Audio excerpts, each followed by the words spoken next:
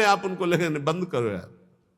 वो कान इतने बड़े व्यसनी हो चुके हैं भगवदानंद के कि बिना भगवदानंद प्राप्त हुए महापुरुष के वचन उसे अच्छे ही नहीं लगेंगे। जब द्रवय दीन दयालु राघव तो साधु संगति पाइए। पहला है आंतरिक रोगों के नाश करने का उपाय सत्संग। जिसे सत्संग मिल गया तो बड़ी भारी विजय प्राप्त करने का अवसर मिल गया। रोज सत्संग में असत विकारों के प्रति हे भाव और भगवान की प्राप्ति के लिए उत्साह पैदा होता है रोज जो सत्संग सुनते हैं। दूसरा, पहला सत्संग, दूसरा स्वाध्याय। जो हमारे आचार्य की वाणी है, जो गुरुदेव ने आदेश किया जिन ग्रंथों का स्वाध्याय करने के लिए, उन्हीं ग्रंथों का स्वाध्याय करना चाहिए। स्वाध्याय का मतलब नहीं कि कुछ भी स्वाध्याय करो, नहीं, गुरुदेव के अनुसार शास्त्र स्वाध्याय करना चाहिए जो गुरुदेव आदेश कर रहे हैं। जो आचार्य वाणी है, जो हमारी उपासना में हमको पुष्ट कर सकते हैं, वही स्वाध्याय करना चाहिए। तीसरा है आहार, स्वल्पाहार। सत्संग, स्वाध्याय, स्वल्पाहार। आहार का बहुत बड़ा रोल है जीवन के उत्थान में।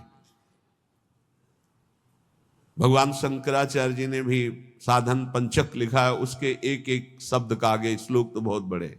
वेदो नित्यम अधीयताम संगा सत्सु विधीयताम महावाक्यार्थस्य विचारिताम क्षुद्र व्याधि चिकित्सताम एकांते सुखमास्यताम। 5 बातें, इन्हीं का विस्तार वर्णन किया है। वेदो नित्य मधीयताम, नित्य शास्त्रों का स्वाध्याय होना चाहिए।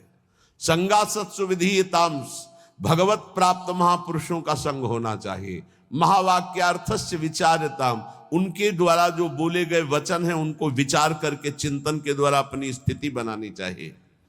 फिर चौथा आपने आप कहा, जो इसमें तीसरे में स्वल्पाहार है, उसमें कहा क्षुद्र व्याधि चिकित्सताम, क्षुधा रूपी व्याधि की चिकित्सा करे। भिक्षान्नम औषधम, जैसे व्याधि की औषधि के द्वारा, तो क्षुधा रूपी व्याधि की भिक्षान्न के द्वारा विरक्त और धर्म के द्वारा कमाए हुए अन्न से ग्रस्त, वो भी स्वल्पाहारम, भूख से कम। बहुत बड़ा इसमें योग है, आप अच्छे से समझ लीजिए। आप समझते हैं अधिक पाने से आप बलवान होंगे, बिल्कुल भूल है आपकी, ये भूल बहुत बड़ी है। अल्पाहार करने से जीवनी शक्ति बहुत प्रबल होती है। जितना आप भजन में उन्मत्त होने वाले महापुरुषों को देखेंगे वो अल्पाहार करने वाले होंगे। अधिक आहार करने में प्रमाद स्थिति बढ़ती, तमोगुण बढ़ता है। ये रहस्य जान लीजिए। अल्पाहार करोगे आप में बहुत तेज बना रहेगा, आप में जीवनी शक्ति। जो अधिक पा लेते पूरी शक्ति पचाने में लगती, तो भजन आदि में नहीं, प्रमाद स्थिति रहती है। चौथा जो उसमें लिखा है एकांते सुखमास्यताम, इसमें लिखा है रात्रि के चौथे प्रहर में भागवतिक क्रियाओं का अनुष्ठान करना चाहिए। ध्यान है, नाम जप है, तो अपने यहां तो ऐसी बढ़िया दिनचर्या है कि आपको अनुष्ठान करने की जरूरत नहीं, सम्मिलित होने की जरूरत है। जो प्रातःकालीन बेला पर जग करके भागवतिक अनुष्ठान करता है, वो आंतरिक विकारों पर विजय प्राप्त कर लेता है। स्वप्न दोष 4 बजे सोने वाले को ही बहुत जोर के होते हैं।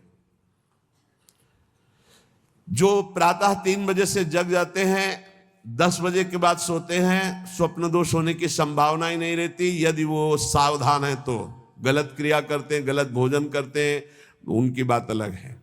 नहीं, समय ही नहीं है। प्रायः 3, 4, 5, 6 इसमें स्वप्न दोष होता है प्रातःकालीन बेला पर। और जो गंदे आचरण करते हैं उनकी तो कोई चर्चा ही नहीं है। 5वां, जो कुछ साधन भजन करे, एकांत चिंतन आंतरिक, उसका चिंतन पूर्वक करे, एकाग्रता पूर्वक करे, सारी शक्ति लगा करके, बटोर करके। नाम जप करे तो नाम में, मंत्र जप कर रहे तो मंत्र में, सत्संग सुन रहे तो सत्संग के वाक्यों में। ये 5 हैं जिनके द्वारा हम आंतरिक विकारों पर विजय प्राप्त कर लेते हैं। पहला सत्संग, दूसरा स्वाध्याय, तीसरा अल्पाहार, चौथा प्रातःकालीन बेला पर उठकर भागवती का अनुष्ठान, पांचवा जो कुछ भी करे एकाग्रता पूर्वक सारी शक्ति लगाकर उसी में जो अपने ऊपर हर समय ईश्वर की, आराध्य देव की कृपा का अनुभव करता रहता है। ये बहुत बड़ी बात है। हर परिस्थिति में बड़ी कृपा, श्री जी की बड़ी कृपा, श्री जी की बड़ी कृपा। एक हमने संत भगवान को देखा, वो बल्ब ऐसे लगा रहे थे तो चूक हो गई, तो वही किसी कनेक्शन में कहीं छू गए, मारा ऐसा झटका तो सीढ़ी गिरी, सीढ़ी से सीढ़ियों पे आकर के गिरे, उससे नीचे चबूतरे के नीचे आके गिरे, काफी चोट लग गई थी। तो दौड़ करके उनको उठाया तो उनका बड़ी कृपा, निपट गए, बड़ी कृपा, निपटा दिया प्रभु ने। बड़ी बात थोड़ी में निपटा दिया, बड़ी कृपा। और मुस्कुरा रहे थे और कई जगह चोट दिखाई दे रही थी। ये संत हृदय, बड़ी कृपा, निपट गए, बड़े अपराध को छोटे में काट दिया, निपट गए, बड़ी कृपा।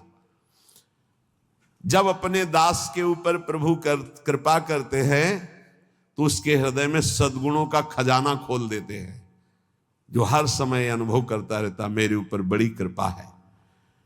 फिर उसको अपने आप में मिलाकर एक कर देते हैं, चाहे भक्ति में हो चाहे ज्ञान में, बचता एक ही है। दो जब तक बचे तब तक विचार अभी ऊंचाई पर नहीं पहुंचे। ब्रह्म नहीं, माया नहीं, नहीं जीव नहीं काल, अपनी ही सुध ना रही, एक रहे हो नंदलाल। ना काहो सो बोलिबो ना कोई व्यवहार, अपनी कुंवर किशोरी को जियत निहार निहार। एक तो लालजू प्रियाजू एक हैं, इनको दो न देखा जाए। जो हर समय अपने इष्ट की कृपा का अनुभव करता रहता है तो इष्ट उसके हृदय में गुणों का खजाना खोल देता है और उसको अपने में मिला लेता है, एकता कर लेता है, अर्थात इष्टमय हो जाता है। तस्मित् तज्जने भेदा भावात्। अब उसकी दृष्टि बड़ी महिमामय, गौरवमय हो जाती, जिधर दृष्टि जाती उधर परमात्मा तत्व का दर्शन करता है। ऐसी स्थिति सच्चिदानंद रस में भरपूर होती है, ना अहंता होती न ममता होती है। पर यह होता उन्हीं के ऊपर है। एक होते हैं जो केवल जीव से नाम जप करते हो, जीव से गुणानुवाद करते, अंतःकरण विषय चिंतन करता रहता है। ध्यान देना, बहुत उत्तम बात वर्णन हो रही। पहली बात कही कि जो जीव हर समय उपासक के कृपा का अनुभव करता रहता, बड़ी कृपा, बड़ी कृपा, दुख में भी सुख में बड़ी कृपा, उसके हृदय में गुणों का खजाना खोल देते हैं और उसको एकता में मिला लेते हैं, अपने में मिला लेते हैं भगवान। अब दूसरी बात कह रहे हैं कि उपासक कब एकता को प्राप्त होता है। बोले एक उपासक होता है, बहुत ध्यान से अपने को देखना किस डिग्री में हो आप। एक उपासक होता है जो जीव के द्वारा नाम जप करता है, जीव के द्वारा गुणों का गान करता है, पर हृदय में विषय चिंतन होता है। दूसरा उपासक होता है जो जीव के द्वारा नाम जप करता है, गुणानुवाद करता है, अंतःकरण भी उसी में जुड़ा हुआ होता है। ये विशेष कृपा पात्र होता है। और तीसरा उपासक होता है जो जीव से नाम जप करता है, गुणानुवाद करता है, हृदय से जुड़ा रहता है और स्वयं लीला में डूबा रहता है। जो गाया, जो चिंतन किया, उसी में डूबा है। ये तीसरा, ये सर्वोपरि उपासक है। जो गाया वही चिंतन, जो चिंतन उसी में डूबा। एक गान कर रहा है लेकिन चिंतन विषय का हो रहा है, एक गान भी कर रहा है चिंतन भी कर रहा है, एक गान भी कर रहा है चिंतन भी कर रहा है और डूबा भी उसी में है, सुध ही नहीं। ये है उत्तम अवस्था उपासक की। बहुत जोर की बात है, ऐसा ही होना चाहिए। जो जप कर रहे, जो गान कर रहे, उसी का चिंतन कर रहे। मनुष्य जीवन के ये प्राय प्रश्न बना रहता है, मुझसे पाप हो गए, क्या क्षमा कर देंगे भगवान? तो ध्यान से सुनिए।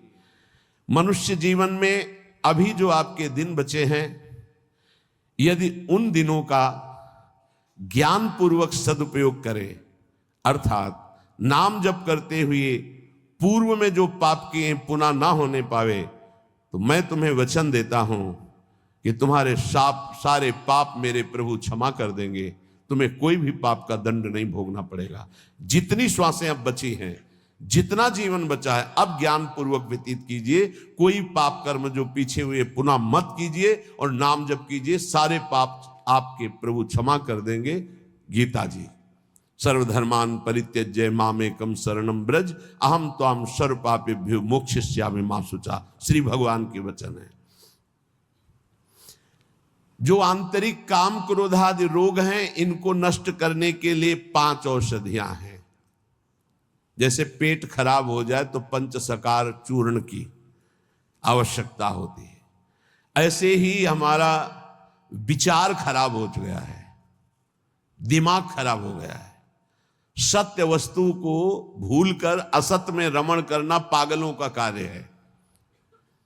वो सत्य मार्ग के पथिकों को पागल समझते हैं और सत्य मार्ग के पथिक उनको समझ रहे हैं कि इतना कीमती जीवन तुम व्यर्थ में नष्ट कर रहे हो। और वो समझ रहे हैं मानव जीवन को ये कैसे बर्बाद कर रहे हैं, ना कोई भोग भोग रहे हैं, ना कोई धन संचय कर रहे हैं, इनका जीवन ही बर्बाद हो रहा है।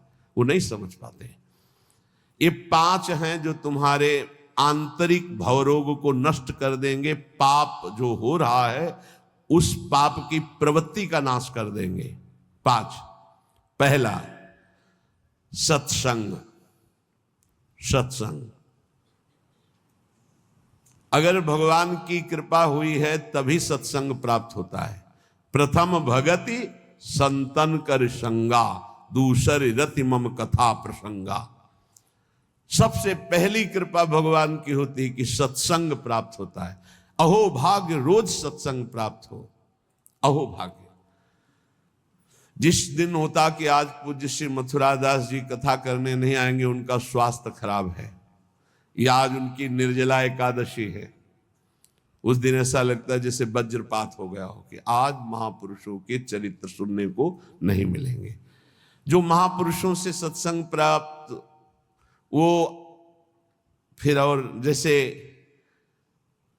रबड़ी पाने के बाद गुड़ का सीरा चाटने की इच्छा नहीं होगी। यद्यपि वो भी मीठा होता है, वो भी पवित्र गन्ने के रस से बनता है, पर नहीं, जो रसमलाई पा चुके हैं ना, उनको फिर गुड़ का स्वाद नहीं आएगा। ऐसे ही जो सच्चिदानंद में डूबे हुए महापुरुषों के वचनों को श्रवणेंद्रिय से पान कर लिए ना, फिर वो केवल शाब्दिक प्रवचन में उसका श्रवणेंद्रिय स्वाद नहीं ले पाएगी। उसको चाहिए अनुभवी। पहला जो नाम जप कर रहा है, गुणगान कर रहा है, हृदय से विषय चिंतन कर रहा है, वो उसको इस लोक और परलोक के भोग परास्त कर देते हैं। बहुत सावधान, ऐसा उपासक भ्रष्ट होने में देर नहीं लगेगी। जिसका वाणी से गान हो रहा है और हृदय से भी चिंतन हो रहा है, उसको इस लोक और परलोक के भोग अच्छे नहीं लगते, पर परास्त करने की गुंजाइश है। लेकिन तीसरा जो मनन करके डूबा हुआ है, त्रिभुवन का भोग, सामर्थ्य नहीं कि उसको लुभायमान कर सके, भ्रष्ट कर सके। तीसरी बहुत ऊंची स्थिति है। जो गृहस्थी में रह करके अपने परिवार से हंसता है, बोलता है, व्यवहार करता है, खाता पीता, चलता उठता बैठता है, पर ऐसे जैसे विदेश में आए हुए मेहमान। गृहस्थी में कैसे भगवत प्राप्त? बोले जो अपने परिवार के साथ हंसता है, खाता पीता, बोलता, व्यवहार करता है, बढ़िया, सब वैसे ही, लेकिन वो ऐसे जैसे किसी मेहमान के यहाँ गया हो। उसको पता है रहना नहीं, देश बिराना है, ये भी छूटेंगे, शरीर भी छूटेगा, जाना है, मुझे प्रभु के पास जाना है। क्योंकि वो अपने परम प्रिय सखा प्रभु को हृदय में निरंतर चिंतन करते हुए ऊंची स्थिति को प्राप्त है कि मुझे भगवत प्राप्ति करनी है। ये सब केवल एक व्यवहार मात्र है। वो उस स्थिति में परिवार में रहता हुआ, संसार में रहता हुआ शायद ही कोई समझ पावे कि कितनी ऊंची कोटि का महात्मा है वो। गृहस्थ में रहते हुए, जो अपने परिवार में रहते हुए प्रेम व्यवहार करते हुए, कमाते खाते हुए, हर समय भगवत स्मरण करते हुए ऐसे रहता है जैसे किसी मेहमान के यहाँ कि मुझे तो जाना है, न घर मेरा, न मकान मेरा, न वस्तु मेरी, नाथ सकल संपदा तुम्हारी, मैं सेवक समेत सुत नारी, मुझे तो आप चाहिए। देखो, जब तक तुम संसार की कामनाओं से निवृत्त नहीं होगे, तो ये संसार तुम्हें फंसाए रखेगा। तुम्हारा सारा साधन भजन जो परलोक प्रदान करने वाला है, ये संसार नष्ट कर देगा। संसार की कामनाओं की जब तक निवृत्ति नहीं होती तब तक संसार फंसाए रखता है, और ये जितना साधन भजन बनता है सब खा जाता है संसार। तुम कहलाओगे भगत, लेकिन तुच्छ विषयों में अपने भजन को बेचने वाले भगत नहीं कहलाते। तुम जैसे तैसे अपने इंद्रिय और मन को बिखेर रखा है, इंद्रियां मन तुम्हारे भजन को नष्ट कर रही हैं। अत्यंत तुच्छ असत जड़ दुख रूप भोगों में वो मूर्ख अपने भजन को छीण कर देता है, भजन को बर्बाद कर देता है। इसलिए इस संसार की लौकिक वस्तुओं को जो तुम्हें प्राप्त है भगवद अर्पित करके प्रसाद रूप भोगो, और निर्मल परमानंद की प्राप्ति के लिए कोई इच्छा मत करो, अपने भजन को बचा के रखो। ये पदार्थ आदि तो भगवान अपने आप तुम्हारी व्यवस्था करेंगे, तुम भजन से भगवान की प्राप्ति की चाह करो। जो इस बात को स्वीकार कर लेते हैं उनके अंदर एक नई कामना जागृत होती कि कुछ लोग तो ये जान जाएं कि मैं भजन करता हूं, ये बहुत जोर की इच्छा होती है। हमें और कुछ भोग नहीं चाहिए, इतना तो है कि लोग ये हमारा सम्मान कह के करें कि बड़ा भजनानंदी है, बड़ा त्यागी है, बहुत अच्छा है, गृहस्थी में रहते हुए महात्मा है या विरक्ति होते हुए कितना बढ़िया महात्मा है। ये कान सुनने के लिए लालायित रहते हैं। लोग मेरी योग्यता को जाने कि मैं कितना अच्छा हूं, ऐसी इच्छा जो करता है तो इच्छा करते ही वो परम पद का अधिकार खो देता है। समझ लो, लोगों में जानकारी फैलाने की इच्छा मतलब संसार में सतबुद्धि, मतलब प्रतिष्ठा कीर्ति की चाह, मतलब भगवत प्राप्ति की योग्यता खो देना। ये तीन बातें बड़ी दुर्लभ हैं। निर्धनता में भी दूसरों की सेवा करने का, दान देने का उत्साह, एकांत में पापाचरण ना करने की दृढ़ भावना, ये बहुत कठिन बातें, बहुत कठिन बातें। निर्धनता में भी दान देने का, दूसरों की सेवा करने का उत्साह, एकांत में कभी पाप ना करने की दृढ़ भावना, और जिससे भय लगता है ऐसा कभी कोई वचन, आचरण, संकल्प मन में ही ना आने पावे। भय लगता है पाप कर्म से, पाप कर्म ही भय प्रदान करता है। तो पाप कर्म से कैसे निवृत्त हो, क्रम बाई क्रम वर्णन कर रहे हैं। तो जो पाखंडी लोग हैं इनका संग का त्याग कर दे, पाप निवृत्ति के लक्षण, पाप तुमसे बनेंगे ही नहीं। पाखंडी लोगों से दूर रहना, खुली बात कह रहे हैं। महापुरुषों के वचन हो, किसी से कोई लेना देना नहीं रहता, इसलिए मस्ती से बोलते हैं। पाखंड कहते हैं पाप के खंड को। पाप जो ऊपर से सदाचरण का वेश धारण किए हुए हैं और अंदर से पापाचरण करते हैं, बहुत ही लुभावना पाखंड होता है। लुभावना आप देख के समझ ही नहीं सकते। हमारी योग्यता ऐसी नहीं हो, हम अपनी योग्यता दिखाते हैं तो पाखंड एकदम भी कहा जाता है। इससे पाप की प्रवृत्ति होती है। पाखंड से बचे और पाखंडी लोगों से बचे, खुली बातें हैं। जो असत्य में भोग सुख प्राप्त करना चाहता है वो पाप किए बिना रह नहीं सकता। ऐसे पाप का आचरण करने वालों का संग बिल्कुल नहीं करना चाहिए। अहंकार पापों की रति प्रदान करता है, इसलिए अहंकारी का संग नहीं करना चाहिए, अहंकार का संग नहीं करना चाहिए। पाखंड नहीं धारण करना चाहिए, पाखंडियों का संग नहीं करना चाहिए। असत्य के भोग की लालसा पाप करवाती है और असत्य के भोगों में रत पापियों का संग नहीं करना चाहिए। अहंकार ही भोगों में रत कराता है, इसलिए अहंकार नहीं अंदर आने देना चाहिए और अहंकारियों का संग नहीं करना चाहिए। प्रभु की ओर अग्रसर होने वाले जितने साधक हैं उनको सावधान रहना चाहिए ऐसे अहंकारी असत भोगों में लगे हुए पाखंडियों से। कल्याण के मार्ग पर चलना है तो अधर्म और अनीति और पाप कर्म छोड़ने की दृढ़ प्रतिज्ञा करनी होगी।